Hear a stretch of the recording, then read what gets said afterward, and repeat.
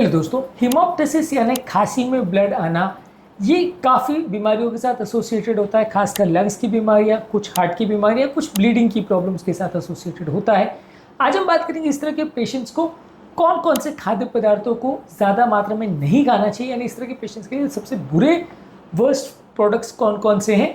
यदि आपको खांसी की प्रॉब्लम हो रही है तो गलत खाना का चॉइस आपकी खांसी की प्रॉब्लम को और ब्लड में आने की प्रॉब्लम को और ज़्यादा बढ़ा सकता है। तो सबसे वर्स्ट फूड प्रोडक्ट्स इस मामले में कौन से हैं, इस पर आज हम चर्चा करेंगे। टॉपिक पर जाने से पहले जो लोग हमारे चैनल पर नए हैं उन्हें रिक्वेस्ट करूंगा कि चैनल को सब्सक्राइब करें, वीडियोस को लाइक करें, शेयर करें, फॉलो करें, कमेंट करें, पूरा देखें। टॉपिक के दौरान हमारे क्लिनिक के एक्सपीरियंस के कुछ पॉइंट्स आपको बताऊंगा, हमारे पर्सनल एक्सपीरियंस, हमारी ओपिनियन और कुछ साइंटिफिक स्टडीज़ के बारे में बताऊंगा इस टॉपिक के बारे में। तो टॉपिक को एंड तक देखिएगा। चलिए शुरू करते हैं पॉइंट वीडियो।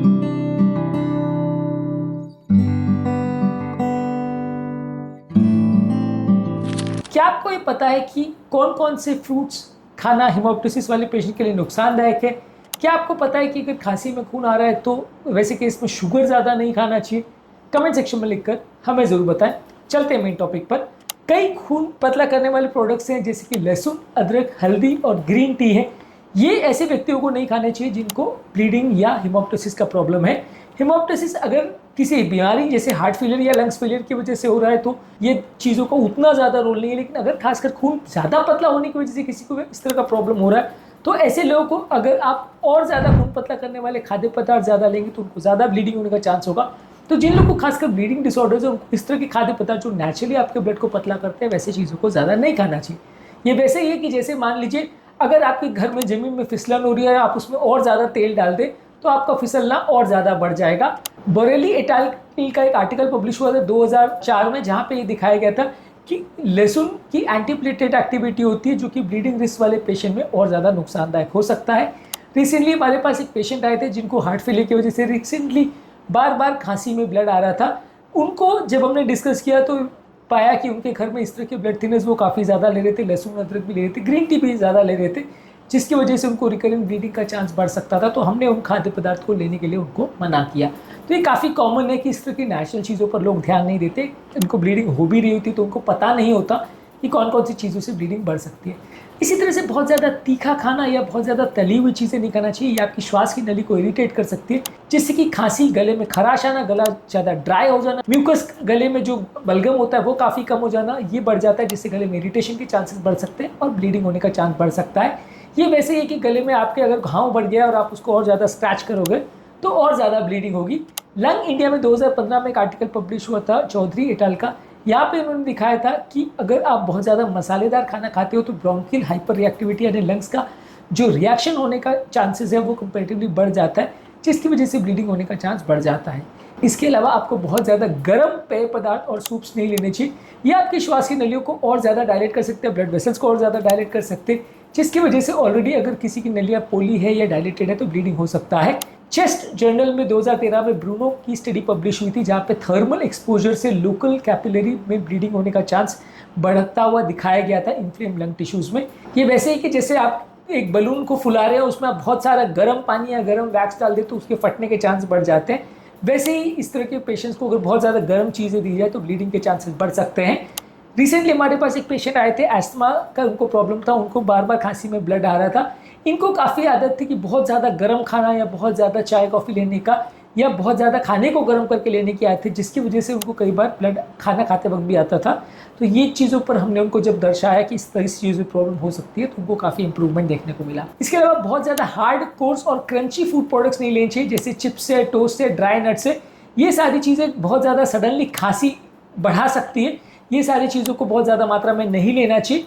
अगर किसी व्यक्ति को कोई घाव वगैरह हो गया और वहाँ पे बहुत ज़्यादा हार्ड या रफ चीज़ों को आप रगड़ोगे तो वहाँ ब्लीडिंग होने का चांस बढ़ जाएगा। तो वैसे ही बहुत ज़्यादा हार्ड खाद्य पदार्थ नहीं खाना चाहिए। इस मामले में एक जो आर्टिकल पब्लिश हुआ था 2009 में, जहाँ बताया गया था कि ये सारी चीज़ें माइनर ब्लीडिंग को ट्रिगर कर सकती है, ये सारी चीज़ें मैकेनिकल ट्रिगर बन सकती है खांसी में ब्लड आने के लिए। इसी वजह से अल्कोहल और कार्बोनेटेड ड्रिंक्स भी बहुत ज़्यादा नहीं लेना चाहिए। ये गैस्ट्रिक एसिडिटी बढ़ाती है, गले में सूजन और इन्फ्लेमेशन बढ़ाती है, क्लॉट फॉर्मेशन को कॉम्प्रोमाइज़ करती है, लिवर के मेटाबॉलिज्म को कॉम्प्रोमाइज़ कर सकती है, इससे ब्लीडिंग बढ़ सकता है। ब्लड जर्नल में 1990 में आर्टिकल पब्लिश हुआ था, जहां दिखाया गया था कि अल्कोहल आपके प्लेटलेट एग्रीगेशन को कॉम्प्रोमाइज़ कर सकता है, जिससे कि क्लॉटिंग का चांसेस कॉम्प्रोमाइज हो सकता है, ब्लीडिंग का चांस बढ़ सकता है। रिसेंटली एक 40-year-old पेशेंट स्मोकर हमारे पास आए थे जिनको पहले से लंग ट्यूबरक्लोसिस की हिस्ट्री थी, फीवर की हिस्ट्री थी। ये रिसेंटली हमारे पास आए थे और ये इन्होंने रात को अल्कोहल ड्रिंक किया, तो उसके बाद इनको नेक्स्ट मॉर्निंग में काफ़ी ज़्यादा हेमोप्टासिस हुआ था। तो इस तरह के केसेस भी कई बार आते हैं जब अल्कोहल लेने से या बहुत ज़्यादा चाय कॉफ़ी लेने से ब्लीडिंग के चांसेस थोड़े बढ़े हुए देखे जा सकते हैं। इसके अलावा बहुत ज़्यादा तीखा खाद्य पदार्थ भी आपको नहीं खाना चाहिए, बहुत ज़्यादा सॉल्ट भी नहीं खाना चाहिए, इससे ब्लड प्रेशर बढ़ सकता है, इससे भी नलियों पर स्ट्रेन पड़ सकता है, इससे भी ब्लीडिंग हो सकती है। बहुत ज़्यादा रिफाइंड शुगर नहीं लेना चाहिए, ये आपकी इम्यूनिटी को कॉम्प्रोमाइज़ करता है, इससे इन्फ्लेमेशन बढ़ सकता है, बॉडी के वाइटल न्यूट्रिएंट कॉम्प्रोमाइज़ हो सकते हैं, इससे भी ब्लीडिंग हो सकती है। इसके अलावा प्रोसेस्ड फूड प्रोडक्ट्स में विटामिन और मिनरल्स कम होते हैं, प्रिजर्वेटिव ज़्यादा होते हैं जो आपकी श्वास की नली को इरिटेट कर सकती है। इस तरह की चीज़ों में जैसे केक्स है, बिस्किट है, शुगर वाली ड्रिंक्स है और कैंडीज़ है, ये आपके श्वास की नली को इरिटेट कर सकते हैं। पैकेज चिप्स है, इंस्टेंट नूडल्स है, ये सारी चीज़ें आपको नहीं लेनी चाहिए, इससे आपका ब्लीडिंग के चांसेस बढ़ सकते हैं। इसके अलावा रेड मीट और फैटी फूड प्रोडक्ट्स भी आप लेते हैं तो बॉडी के इन्फ्लेमेशन को बढ़ाती है, जिससे आपके रेस्पिरेटरी और डाइजेस्टिव सिस्टम में इरिटेशन होता है, इन्फ्लेमेशन होता है, इससे भी ब्लीडिंग हो सकती है। फुल क्रीम वाला डेयरी प्रोडक्ट्स यानी दूध, दही, आइसक्रीम, चीज़, ये सारी चीज़ें भी लेते हैं तो ये भी म्यूकस प्रोडक्शन को बहुत ज़्यादा बढ़ा सकते हैं कुछ सिलेक्टेड इंडिविजुअल्स में, जिसकी वजह से ब्लीडिंग ज़्यादा हो सकती है। तो ये सारे वो खाद्य पदार्थ हैं जो आपको अगर खांसी में ब्लड आने का प्रॉब्लम है तो वो प्रॉब्लम को बढ़ा सकते हैं। ये सारे खाद्य पदार्थ आपको अवॉइड करने चाहिए।